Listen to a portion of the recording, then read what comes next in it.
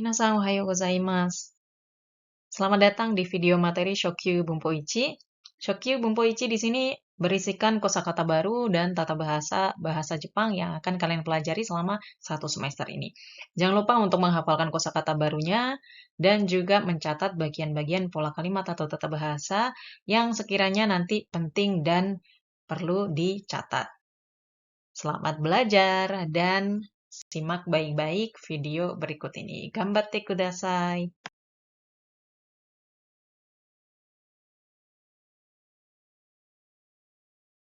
Minasan ohayo gozaimasu. O genki desu ka? Sebelumnya, minasan sudah mempelajari huruf hiragana dan katakana. Jadi di minggu ini kita akan masuk ke buku Minna no Nihongo Shokyu Ichi, Honsatsu dan terjemahan. Jadi nanti kalian akan mendapatkan 2 buku. Dan sebelum masuk ke Honsatsu, lebih baik minasan menghafalkan dulu kosakata barunya dan terjemahannya di buku terjemahan ya. Jadi silakan dihafalkan dulu. Di slide ini juga ada kosakata, kanji, dan terjemahannya. Jadi minasan juga bisa mempelajari.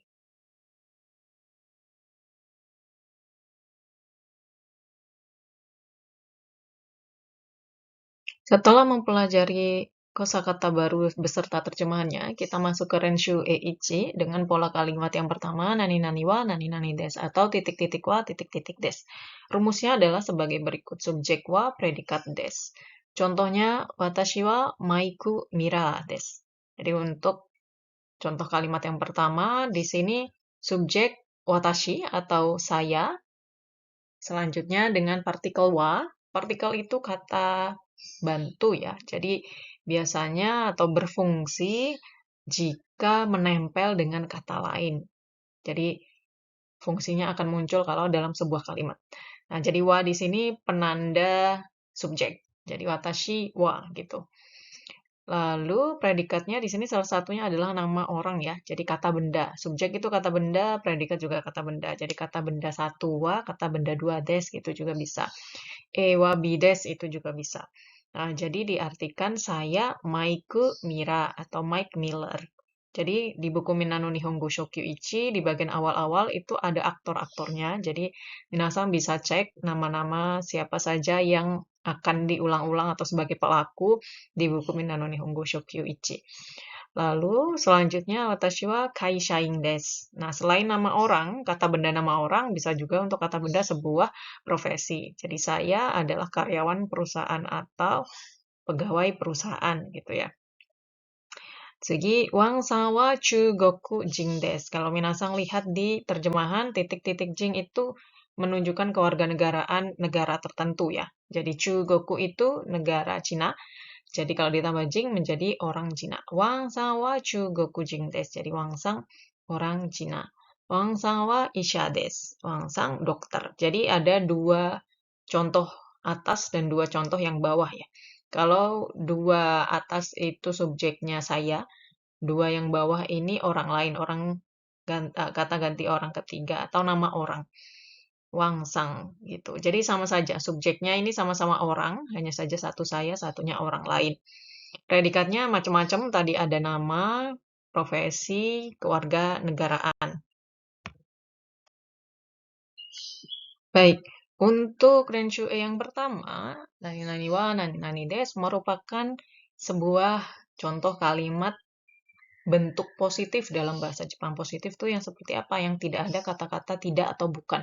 Nah, sedangkan untuk Renshu E yang kedua, di sini polanya nani-nani wa, nani-nani dewa arimasen atau ja arimasen. Sama saja ya belakangnya. Yang menunjukkan bahwa kalimat tersebut merupakan kalimat bentuk negatif. Contohnya, watashi wa karu shumitto dewa arimasen. Watashi wa karu shumitto ja arimasen. Itu juga bisa. Jadi, titik-titik des diubah menjadi titik-titik dewa arimasen yang artinya menjadi saya bukan Carl Schmitt. Karu Schmitto itu Carl Schmitt ya. Jadi saya bukan Carl Schmitt. Segi watashi wa kyoshi dewa arimasen. Saya bukan pengajar atau guru. Isa wa Amerika jing dewa arimasen. Isang bukan orang Amerika. Isa wa gakusei dewa arimasen. Isang bukan pelajar. Jadi subjeknya masih sama, boleh saya, boleh orang lain. Predikannya juga sama, nama orang, pekerjaan atau profesi, kewarganegaraan, tetapi diakhiri dengan dewa arimaseng yang menunjukkan bahwa kalimat ini bentuknya negatif.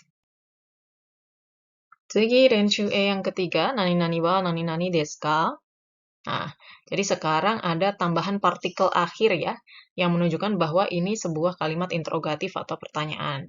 Jadi harus meninggi intonasi akhirnya. Contohnya, ano hito wa kimura-san desu ka? Nah, di sini ada ano hito dalam kurung kata. Jadi kalian bisa memilih ya, bisa ano hito atau ano kata. Karena hito dan kata di sini maknanya sama, kalau kata lebih formal saja. Jadi diperhatikan saja kebutuhannya seperti apa. Lalu, ano hito wa kimura-san desu ka tadi, jadi apakah orang itu kimura-san gitu. Jadi kalau dalam bahasa Indonesia jadi muncul kata tanya apa atau apakah. Selanjutnya, ano hito wa Maria-san desu ka? Atau ano kata wa Maria-san desu ka? Apakah orang itu Maria-san? Nah, sekarang untuk predikatnya diganti dengan kata tanya yang sesuai. Misalkan subjeknya orang, berarti predikatnya kata tanya untuk menanyakan siapa gitu ya. Ano hito wa dare desu ka? Orang itu siapa? Atau ano kata wa donata desu ka? Nah, jadi donata ini juga sama artinya dengan dare yang artinya siapa tetapi lebih formal. Jadi ano kata wa donata desu ka gitu ya, pasangannya dari subjek formal, predikatnya juga formal. Tsugi wa nani nani wa nani nani no nani nani desu. Jadi ada partikel baru ya di sini. Sebelumnya sudah ada partikel ka di akhir kalimat, sekarang partikel no yang disisipkan di antara dua kata benda. Contohnya, watashi wa IMC no shain desu. Jadi IMC ini nama benda. Meskipun tempat, tapi disebut kata benda. Masuk ke dalam kata benda. Sebuah profesi ini juga kata benda. Jadi kalau diartikan dari kanan ke kiri ya. Jadi watashi wa titik-titik des menunjukkan bahwa ini kalimat positif. Jadi desnya tidak perlu diartikan. Jadi saya pegawai perusahaan dari atau pegawai perusahaannya IMC. Jadi profesi di sini menunjukkan ya pekerjaannya apa dan kata benda tempatnya ini tempat dia bekerja. Misalnya yang kedua nih, Karina-san wa Fuji Daigaku no gakusei desu. Meskipun ini bukan sebuah profesi yang bekerja, tapi Karina-san merupakan seorang pelajar dari Universitas Fuji. Jadi pelajar juga termasuk dalam pekerjaan ya, jadi status pekerjaannya. Lalu Wang-san wa Sakura Daigaku no sensei desu. Wang-san adalah dosen atau pengajar di Universitas Sakura. Jadi kalau diartikan dari kanan ke kiri dan partikel no ini di antara dua kata benda ya. Jadi terkadang tidak perlu diartikan, tetapi yang jelas profesinya ini tempat kerjanya atau tempat aktivitasnya di kata benda tempat sebelah kiri. Oke, tsugi nani nani mo nani nani desu. Ini hampir sama dengan nani nani wa nani nani desu, tetapi untuk rumusnya biasanya akan diawali dengan sebuah kalimat. Contohnya, Santosu-san wa Burajiru jin desu.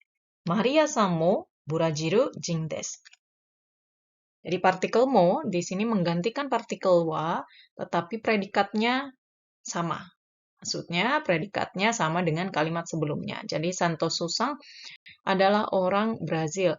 Maria-san pun atau Maria-san juga orang Brazil. Jadi partikel mo ini muncul atau menggantikan partikel wa jika predikatnya sama dengan predikat kalimat sebelumnya.